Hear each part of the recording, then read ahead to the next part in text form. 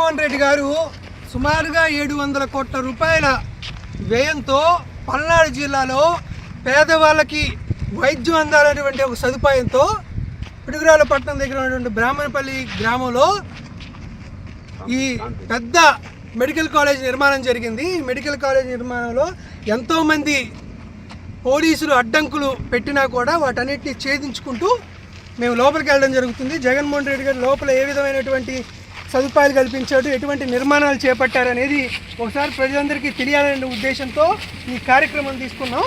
కాబట్టి దీన్ని ఎట్టి పరిస్థితుల్లోనూ ప్రైవేటు వ్యక్తులకు అంటే లావు కృష్ణదేవరాయలకో నారాయణకో అమ్మేసుకోవాలనేటువంటి ఒక విధానం ద్వారా ఈరోజు ఇంత పెద్ద నిర్మాణం ఉన్నటువంటి ఈ మెడికల్ కాలేజీని అమ్మేటువంటి కార్యక్రమం జరుగుతుంది. ఎట్టి పరిస్థితుల్లోనూ వీళ్ళు తీసేటువంటి నిర్ణయాన్ని జగన్మోహన్ రెడ్డి గారు కానీ వైఎస్ఆర్ కాంగ్రెస్ పార్టీ కానీ ఎట్టి పరిస్థితులను అంగీకరించదు.